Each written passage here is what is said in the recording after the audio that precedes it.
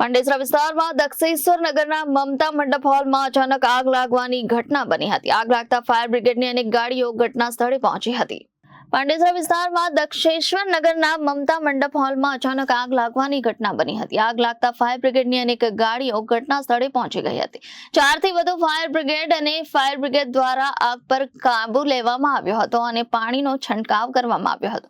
હાલ સુધી જાનહાનિ અંગે કોઈ માહિતી મળી નથી અને આગનું કારણ તપાસ હેઠળ છે। સપ્તશૃંગી માતાના મંદિરની સામે માતૃશ્રી મંડપ ડેકોરેશનનું છે ગોડાઉન છે। એમાં ફટાકડાથી માલિકના કહેવા પ્રમાણે ફટાકડાથી ચિંગારી ઉડીને આગ લાગી છે અને ફટાકડો જેવો ઉડ્યો એવો અંદર કંઈ માલ સામાન રાખ્યો હશે એના લીધે ફાયર થયું છે। અને બીજું કે જે વાયરો કયા છે જીબીના એમાં એ ફટાકડાથી ફાયર થયું છે।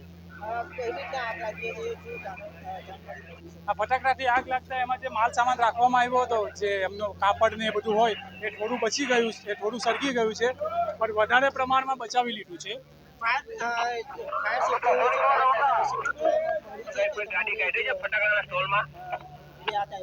જી એમની પાસે ફાયર સેફ્ટીની સુવિધા ઉપલબ્ધ છે જ અને એમણે ચાલુ રાખેલી જ હતી ફાયર સેફ્ટી, પણ એમનાથી કંટ્રોલ નહીં થયું એટલે ફાયર બ્રિગેડને બોલાવવામાં આવી છે અને ફાયર બ્રિગેડે આવીને તરત કાબૂમાં લઈ લીધી છે।